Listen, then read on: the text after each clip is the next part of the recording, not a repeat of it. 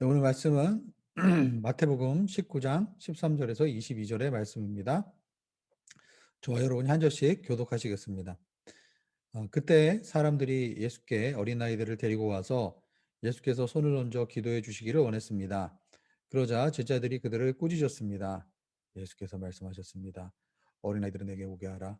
그들을 막지 말라. 하늘나라는 이런 어린아이들의 사람들의 것이다. 예수께서 그들에게 손을 얹어 기도해 주시고 그곳을 떠나셨습니다. 한 사람이 예수께 와서 물었습니다. 선생님, 제가 영생을 얻으려면 어떤 선한 일을 해야 합니까? 예수께서 대답하셨습니다. 왜 너는 선한 일을 내게 묻느냐? 선하신 분은 오직 한 분이시다. 내가 생명에 들어가려면 계명들을 지켜라. 그 사람이 예수께 물었습니다. 어떤 계명을 말씀하십니까? 예수께서 대답하셨습니다. 살인하지 말라, 간음하지 말라, 도둑질하지 말라, 거짓 증언하지 말라. 내 부모를 공경하라. 내 이웃을 내 몸과 같이 사랑하라. 그 청년이 말했습니다. 이 모든 것을 제가 지켰습니다. 제가 아직 무엇이 부족합니까?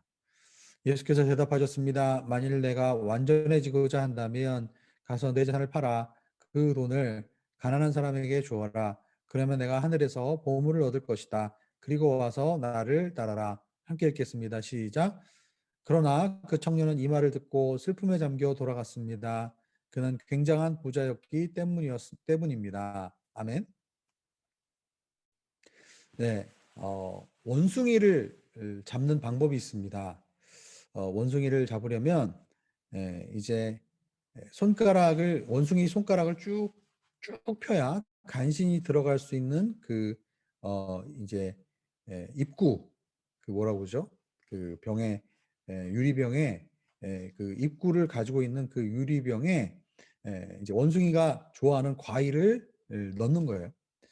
그리고 그 원숭이가 보이는 곳에 이렇게 크고 무거운 유리병을 놔두는 거죠. 근데 그 유리병 안에는 과일이 들어있고, 그리고 그 유리병의 입구는 굉장히 좁아서 원숭이 손을 펼 정도로 이렇게 간신히 펴야 들어갈 수 있는 그런 유리병 입구가 있는 그 크고 무거운 유리병을 두고 원숭이 앞에 두고, 그리고 그 안에다가 과일을 집어넣는 겁니다. 원숭이는 그 유리병을 보고 과일을 먹으려고 이제 그 손에 유리병을 집습니다. 어, 네, 과일을 손 과일을 어, 다가갑니다. 그러면 원숭이는 분명히 그런데 이제 빨리 움직이려면 이 무거운 유리병을 이제 빼내야 되는데 원숭이는 그 유리병에서 손을 절대로 빼지를 못합니다. 왜냐하면 원숭이가 과일을 움켜쥐고 있는 그 손을 절대로 놓지 않기 때문입니다. 저희는 이제 마태복음 19장부터 예수님이 이제 예수님의 주 사역 무대였던 갈릴리를 떠나서 이제 예루살렘으로 가는 길을 우리가 살펴보고 있습니다. 예수님의 예루살렘으로 가는 여정은 어떤 여정입니까? 아마 영생과 구원에 이르는 그러한 길이라고도 우리가 영적으로 설명해 볼 수 있겠습니다. 영생과 구원에 이르는 길은 어떤 길일까요? 단순히 죽은 뒤에 천국 가기 위한 방법을 얻기 위한 길이 아닐 겁니다. 어, 영생과 구원에 이르는 길은 하나님을 알고 또 하나님을 신뢰하고 하나님을 만나고 그리고 하나님의 통치 가운데 들어가는 그러한 길일 것입니다. 어제 본문에 나온 것처럼 바리새인들이 생각한 것처럼 율법을 하나님이 이 세상에 주셔서 사람들로 하여금 무엇이 죄인지를 더 구체적으로 규정짓고, 그리고 그 율법을 어기면 거기에 따르는 징벌이 있다는 것을 알게 해서 이 세상을 좀 더 덜 악하게 만드는 것, 그 이상으로 예수님이 생각하신 것은 그 이상일 것입니다. 즉 예수님은 율법을 통해서 사람이 죄임을 깨닫게 하고, 그리고 죄를 덜 짓게 하고, 그리고 율법을 통해서 하나님의 뜻을 알게 하는 것 그 이상입니다. 율법이 하지 못하는 것, 즉 사람 내면을, 사람의 영혼을 이제 바꾸는데, 변화시키는데 관심이 있다라는 것을 우리에게 알려 주셨습니다. 오늘 본문에서 예수님은 두 종류의 사람을 비교하겠습니다. 어떤 종류의 사람입니까? 첫 번째는 어린아이이고 두 번째는 부자입니다. 어린아이는 아직 사회적으로 무능합니다. 그리고 존경과 존중의 대상이 아닙니다. 사회 주류에도 끼지 못합니다. 무엇인가를 할 수 있는 능력도 없고 영향력도 없습니다. 반면에 부자는 어떤 사람입니까? 누구나 이 사람과 만나서 교제하기를 원합니다. 당시의 기록에 의하면 우리가 생각하는 것만큼 당시 유대 사회에 부자가 많이 있지 않았다고 합니다. 그래서 부자는 굉장히 유명한 사람이었고 주변의 마을의 모든 사람이 그 부자를 알고 있던, 그리고 그 부자에게 어떻게 해서든지 도움을 받기를 원했고, 그리고 한 번이라도 만나고 싶어 했고, 그래서 부자라는 사람은 사회적인 지위도 있고 사회의 인정도 받고 사람들의 관심의 대상이었고 영향력도 있었다는 거죠.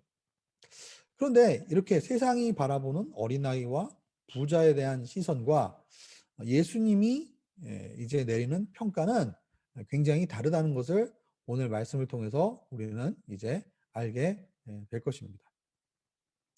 자, 먼저 16절 말씀 한번 볼까요? 16절에 보면 한 사람이 예수님께 와서 물었어요. 선생님, 제가 영생을 얻으려면 어떤 선한 일을 해야 합니까? 네. 이 청년의 질문에서 첫 번째로 예수님을 이제 선한 선생님, 선생님이라고 이야기를 했죠.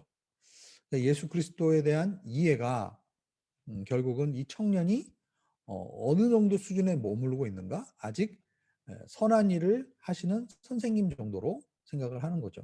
하나님이요, 구원자요, 나의 주인이라고 고백하는 것이 아니라 그냥 선한 랍비의 한 사람 정도로 이해를 하고 있지 않나라는 생각을 해봅니다. 어쨌든 이 청년의 질문의 핵심은 뭡니까? 영생을 얻으려면 이제 어떻게 해야 되는가? 근데 여기서 영생을 얻는다라는 표현을 했어요. 즉, 이 청년은 영생을, 즉 하나님과의 관계를 본인이 소유할 수 있는 것으로 생각을 했습니다. 뭐 그것도 좀 이해가 되죠. 왜냐하면 이 친구는 돈이 많은 친구니까, 부자니까 이 세상에서 뭔가 소중한 것을 얻으려면 분명히 재물로 살 수 있는 것이라고 생각한 거죠. 네. 재물이 많은 사람은 재물로 모든 것을 다 살 수 있다라고 생각한 겁니다. 관계도, 행복도, 권력도, 명예도, 지식도 다 돈으로 살 수 있다라고 생각하지 않았을까라고 추측해 봅니다. 그러나 누가복음에 보면 어리석은 부자의 비유에 보면은 그 해에 소출이 많이 난 부자가 내가 창고를 더 크게 지어서 내가 가지고 있는 것들을 다 저장을 해야 되겠다. 그리고 평생 더 편하게 더 놀고 먹으면서 내가 저장해 놓은 그 창고에 저장해 놓은 그 돈으로 평생 편하게 먹고 살아야 되겠다라고 스스로 혼자서 생각하고 있던 그 어리석은 부자에게 예수님이 뭐라고 그러셨습니까? 야, 네가 아무리 재물을 많이 가지고 있어도 내가 하룻밤에 네 목숨을 가져갈 수 있다. 그러면 그 많은 재물이 다 누구께 되겠느냐라고 물으셨어요. 무슨 얘기입니까? 우리의 영혼은 아무리 돈이 많아도 그 돈으로 살 수 없다라는 것이죠. 이 부자 청년의 질문에 대해서 예수님은 뭐라고 대답하셨습니까? 17절에 보면 왜 너는 선한 일을 내게 묻느냐? 선하신 분은 오직 한 분이시다. 네. 선하신 분은 오직 한 분이시다. 네. 이 구절에서 어떤 사람들은 이렇게 생각합니다. 아니, 예수님은 그럼 본인이 선하지 않다라는 얘기인가? 오직 한 분 하나님이시다라고 얘기하는 거니까 그러면 본인은 하나님과 동등한 존재가 아닌가? 라고 이렇게 이제 의심하는 혹은 문제를 제기하시는 분들이 있을 수 있습니다. 그런데 여기서 예수님의 발언의 요지는, 예수님께서 말씀하신 것의 요지는 그것이 아니죠. 영생은 선한 일을 하는데 있지 않고 오직 선함의 근원이신 하나님께 달려있다라고 우리에게 말씀하시는 것입니다. 하나님의 말씀, 하나님의 율법, 즉 선과 악의 기준은 하나님께로부터 있습니다. 그래서 오직 하나님 한 분이 선하신 것이고요. 그렇기 때문에 우리의 구원도 나에게 달린 것이 아니라 하나님께 달려있다라는 것을 지금 이야기를 주님께서 하시는 겁니다. 즉 우리가 신앙생활 할 때 모든 것의 기준이 나에게 포커스가 맞춰져 있는 사람이 있어요. 그런데 믿음이라는 것은 나에게 향해 있던 나 중심적인 시선에서 하나님을 향해서 나의 시선과 나의 판단 기준과 나의 모든 것들을 돌리는 것이 결국은 믿음이라고 할 수가 있겠습니다. 자, 이러한 예수님의 대답에 대해서 그리고 예수님께서 뭐라고 말씀하셨어요? 17절 후반부에 보면은 오직 선하신 분은 하나님 한 분이시고, 두 번째는 내가 생명에 들어가려면 계명을 지켜라, 이렇게 말씀하셨습니다. 자, 부자 청년은 생명을 얻는 개념으로 보았어요. 영생을 얻는 개념으로 보았고, 예수님은 생명에 들어간다라고 보았습니다. 영생에 들어가기 위해서 하나님의 계명을 지키라라고 얘기했습니다. 즉 예수님께서는 하나님의 통치와 다스리심, 이것이 이제 하나님 나라죠. 이게 천국입니다. 하나님이 다스리시는 영역이 천국이죠. 하나님의 통치와 다스리심 가운데 내가 들어가려면 어떻게 해야 됩니까? 내 자신을 먼저 내려놔야 하고, 그리고 하나님을 바라봐야 하고, 하나님을 온전히 신뢰해야 되고, 그리고 그 하나님의 말씀을 온전히 순종하며 따라가야 하나님의 통치 가운데로 우리가 들어갈 수가 있는 거죠. 그랬더니 그 청년이 물었습니다. 부자가 예수님께 물었죠. 어떤 계명을 말씀하시는 건가요? 네. 그러니까 예수님께서 10계명에, 우리가 이미 다 잘 알고 있는 10계명의 일부를 말씀하십니다. 즉 살인하지 말라, 거짓말하지 말라, 간음하지 말라, 도둑질하지 말라, 거짓 증언하지 말라, 부모를 공경하라, 그리고 이웃을 내 몸과 같이 사랑하라. 10계명을 두 파트로 나눈다면 이제 수평적인 관계에 있어서 이제 10계명의 5계명, 6계명부터 10계명에 이르는 뒷부분, 지금 계명에 대해서 예수님이 말씀하고 있습니다. 그러자 20절에 청년이 뭐라고 얘기했습니까? 이 모든 것을 제가 다 지켰다라고 얘기합니다. 종교개혁자 마틴 루터는 10계명의 모든 계명을 사람들이 지키지 못하는 이유는 바로 1계명, 바로 첫 번째 계명을 지키지 못해서이다 라고 얘기했습니다. 예를 들어서 거짓말하지 말라. 왜 사람이 거짓말을 하는가? 하나님보다 분명히 다른 것을 우선시하기 때문이다 라고 얘기하고 있어요. 즉 사람은 그냥 거짓말을 위해서 거짓말을 하는 사람은 없다라는 거죠. 거짓말을 통해서 뭔가 다른 것을 얻기 위해서 거짓말을 한다는 거예요. 즉 하나님보다 더 우선적으로 자기가 가지길 원하는 것이 있기 때문에 하나님의 말씀을 저버리고 그리고 거짓말을 한다라는 것이죠. 즉 1계명과 2계명을 보면 하나님 외에 다른 신을 섬기지 마라. 그리고 그 다음에 우상을 섬기지 말라라는 계명이 나와 그 이후에 따라오죠. 네.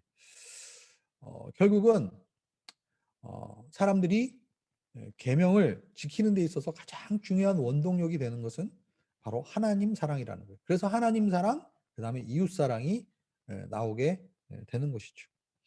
그런데 이 청년은 계명을 다 지켰다라고 얘기합니다. 그런데 계명을 다 지켰으면 분명히 하나님의 다스리신 가운데 온전히 들어가게 될 텐데, 이 청년은 하나님의 계명을 지켰는데 20절에 보면 아직도 제가 무엇이 부족합니까? 네.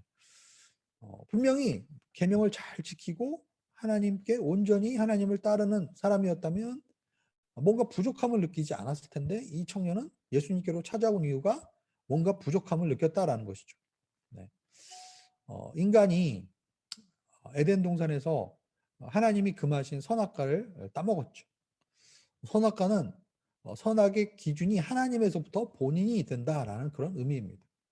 즉 선악의 기준인 유일한 하나님으로부터 돌이켜서 자기가 하나님의 자리에 올라가서 자기가 모든 것에 판단을 하고 자기가 모든 것의 공급자가 되고 자기가 왕이 되고 자기가 통치자가 된다라는 거예요. 네. 그런데 아이러니하게도 사람이 이렇게 하나님의 위치에 하나님의 다스리는 위치에 올라가면 모든 것을 다 누리고 모든 권력을 다 쥐고 모든 것을 스스로 혼자서 다 잘할 수 있다라고 생각하지만 바로 그 하나님의 위치에 본인이 들어가는 그 순간 인간은 뭔가 부족한 것을 느끼기 시작한다는 거예요. 왜냐하면 오직 하나님만이 완전하시고 영원하시고 생명의 공급자이시기 때문입니다. 물론 인간도 하나님의 형상대로 지음을 받았기 때문에 사람도 똑똑하죠. 사람도 대체적으로 다른 동물들에 비해서 지혜롭고 또 결정도 논리적으로 할 수 있고 또 사람이 어느 정도 다스리고 통치를 할 수가 있습니다. 그러나 사람의 그 무언가에는 항상 한계가 있기 마련이죠. 왜냐하면 하나님이 창조주가 아니기 때문입니다. 피조물이기 때문이죠. 그렇기 때문에 피조물인 우리가 결핍과 부족함을 느끼지 않기 위해서는 늘 창조주인 그분 안에 있어야 하는 것입니다. 근데 우리가 하나님 안에서 있던 우리가 하나님 밖으로 나오게 되면 우리는 벌써 그 나오는 순간부터 즉 하나님의 위치에 우리가 오르려고 하는 그 순간부터 결핍과 부족함이 생기는 거예요. 그래서 아담과 하와가 우리의 생명 근원 되시고 왕이시고 통치자이신 하나님으로부터 나오게 될 때, 즉 선악과 열매를 먹는 그 순간부터 하나님 앞에 인간이 느끼는 그 감정은 무엇이었어요? 부끄러움, 수치심, 네. 자신의 연약함을 가리기 시작했습니다. 이 청년은 자기 의로 하나님의 말씀을 다 지켰어요. 그렇기 때문에 아직도 여전히 부족함이 있다라고 느낀 것입니다. 그래서 주님을 찾아온 것이죠. 그랬더니 주님이 뭐라고 그러셨습니까? 21절에 보면은 만일 내가 완전해지고자 한다면 가서 내 재산을 팔아 그 돈을 가난한 사람들에게 주어라. 그러면 내가 하늘의 보물을 얻을 것이다. 그리고 와서 나를 따르라. 네. 여기서 완전해진다라는 표현은 이제 원어적으로 보면 온전하다, 홀리스틱하다라는 뜻입니다. 예전에 산상수훈에서 하늘에 계신 내 하나님 아버지께서 온전하신 것처럼 완전하신 것처럼 너희도 완전하라. 네. 여러분 우리는 온전함을 누구 안에서 경험할 수 있습니까? 오직 하나님 안에서 우리는 온전해질 수 있는 것입니다. 자, 그렇다면 우리가 그 온전함을 우리가 우리 삶 가운데서 누릴 수 있는, 경험할 수 있는 것은 결국은 내 안에 있는 것들을 다 비워내야 하는 것이죠. 즉, 내 안에 있는 우상들을 먼저 내려놓아야 내가 생명 되신 그 하나님의 생명의 풍성함이 내 삶 가운데 임하게 되는 것입니다. 마치 원숭이가 자신의 생명을 구하려면 자신이 쥐고 있는 그 과일을 이제 내려놔야 되죠. 그걸 포기를 해야 됩니다. 자기 자신을 비워야 되죠. 그래야 온전히 하나님으로 우리의 삶이 채워질 수가 있는 겁니다. 이 청년은 결국은 하나님의 말씀을 온전히 지키고 하나님의 뜻에 순종한 것은 사실은 하나님 때문에 하나님의 뜻을 순종한 것처럼 보이지만 그러나 청년에게는 하나님보다 더 중요한 것이 있었어요. 그것은 무엇입니까? 그 청년의 삶 가운데 우상이었던 재물이 있었던 것이죠. 좀 심하게 얘기하면 그 청년이 이렇게 선행을 하고 모든 하나님의 것들을 실천했던 가장 근본적인 것은 무엇입니까? 결국은 물질 때문이었다. 그러나 더 심하게 얘기하면 그 물질 이면에는 자기 자신, 자기 의가 있었다라는 것을 우리에게 이야기해 주고 있습니다. 결국은 예수님의 말을 듣고 슬픔에 잠겨서 청년은 돌아갑니다. 그는 굉장한 부자였기 때문에 결국은 자신의 우상을 내려놓지 못하고 주님을 온전히 따르지 못했습니다. 그런데 오늘 본문에 보면 초반부에 어떠한 대상이 나옵니까? 이에 대비해서 어린 나이가 나에게 오는 것을 막지 마라. 천국은, 하나님의 나라는 이 어린 나이와 같은 사람들의 것이다. 무슨 얘기입니까?